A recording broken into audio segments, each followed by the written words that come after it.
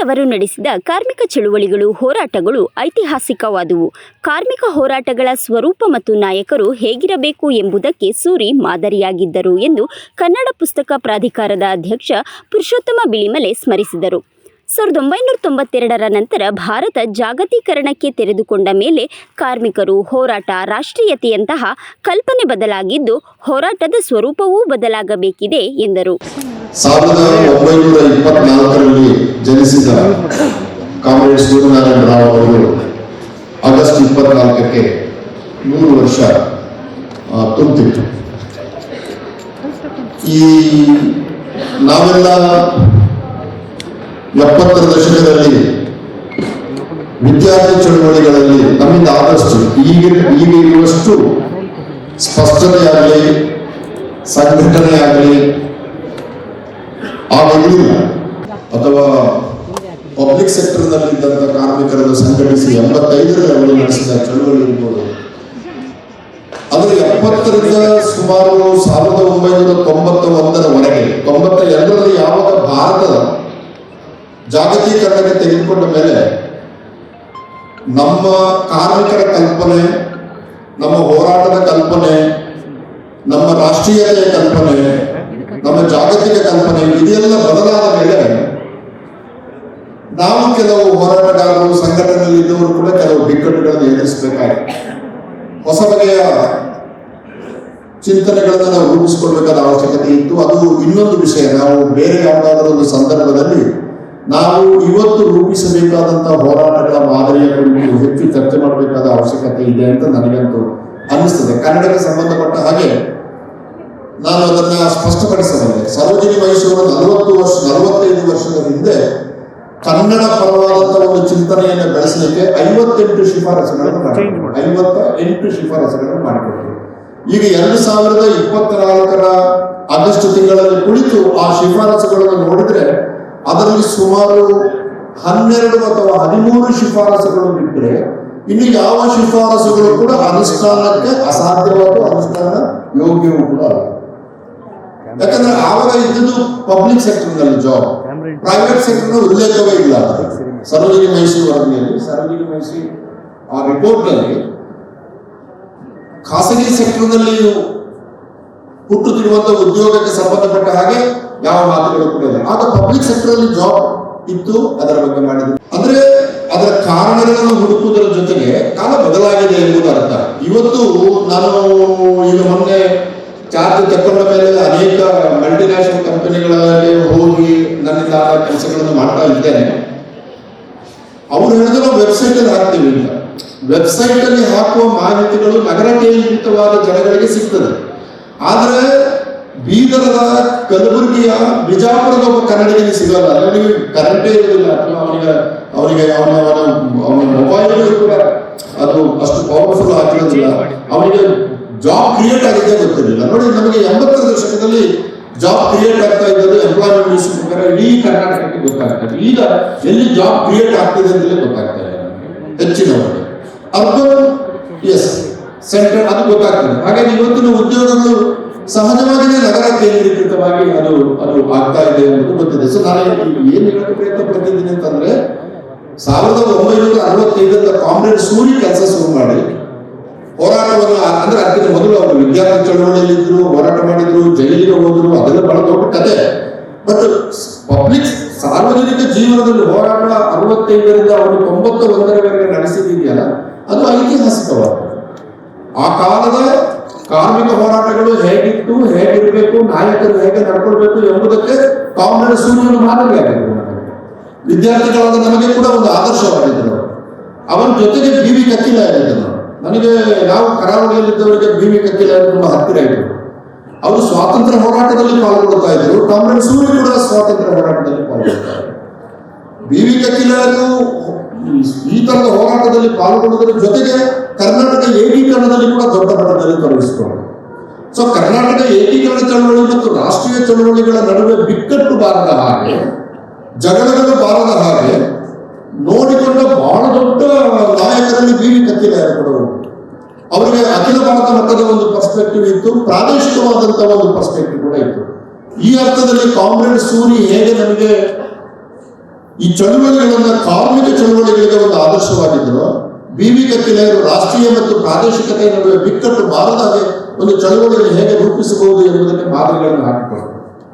ಆಮೇಲೆ ನನ್ನ ಬಹಳ ಗೆಳೆಯರಾದ ಮತ್ತು ನನ್ನ ಮೇಲೆ ಅಪಾರವಾದ ಪರಿಣಾಮ ಬೀರಿದ ಎಂ.ಕೆ. ಭಟ್ರು ಅವರು ಅಮೆರಿಕ ಬಿಟ್ಟು ಬಂದರು ಎಂಬುದೇ ನಮಗೆ ಆವಾಗ ಬಹಳ ದೊಡ್ಡ ಸುದ್ದಿ.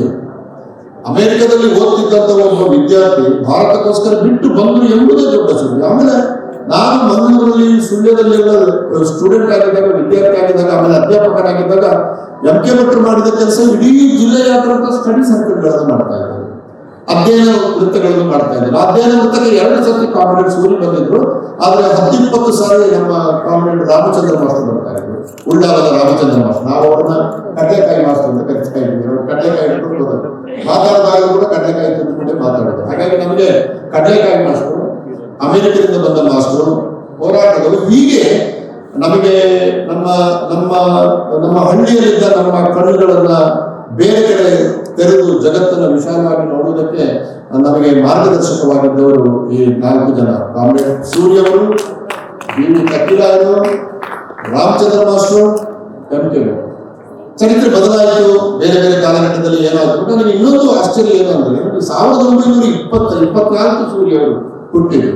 24ರಿಂದ 34ರ ನಡುವಿನ 10 ವರ್ಷಗಳ ಭಾರತದ ಮತ್ತು ಕರ್ನಾಟಕದ ಚರಿತ್ರೆ ನೋಡಿದ್ರೆ, ನಮ್ಮಲ್ಲಿ ಯಾರಾದರೂ ಹೊಸ ಹುಡುಗರು ಸಂಶೋಧಕರಿದ್ರೆ ಆ 10 ವರ್ಷದ ಕಾಲಘಟ್ಟದ ಮೇಲೆ ಸಂಶೋಧನೆ ಮಾಡಬೇಕು ಅಂತ ಅನಿಸ್ತದೆ.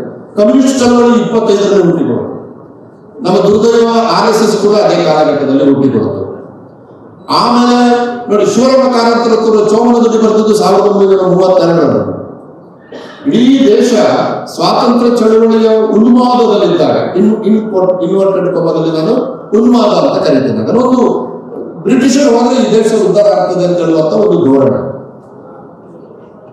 ಅದರಲ್ಲಿ ಪಾರ್ಟಿಸಿಪೇಟ್ ಮಾಡಿ ಕೂಡ ಶಿವರಾಮ ಕಾರಂತರು ಅದರಿಂದ ಒಂದು ಡಿಸ್ಟೆನ್ಸ್ ನ ಮೇಂಟೈನ್ ಮಾಡಿ, ಪುತ್ತೂರಿನ ಒಂದು ಹಳ್ಳಿಯ ಒಂದು ಸಣ್ಣ ಪೇಟೆಯ ಬಾಲಭವನದಲ್ಲಿ ಕುಳಿತುಕೊಂಡು ಈ ದೇಶದ ನಿಜವಾದ ಸಮಸ್ಯೆ ಇರುವುದು ಬ್ರಿಟಿಷರನ್ನ ಈ ದೇಶದಿಂದ ಹೊರಗೆ ಹಾಕುವುದಲ್ಲ, ಚೋಮನಿಗೆ ನೆನಪಡುವುದರಲ್ಲಿ ಚೋಮನ ದುಡಿದರು.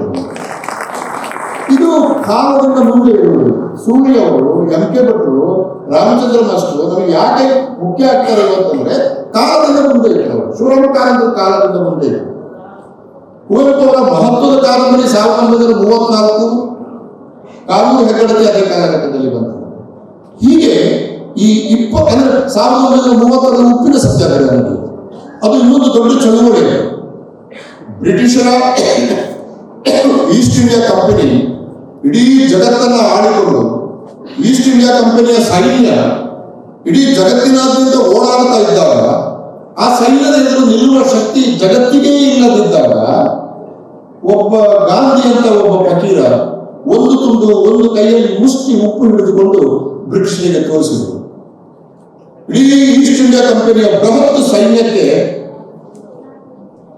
ಗಾಂಧಿ ಕೈಯಲ್ಲಿ ಎತ್ತಿದ ಒಂದು ಹಿಡಿ ಉಪ್ಪಿಗೆ ಉತ್ತರ ಇರಲಿಲ್ಲ.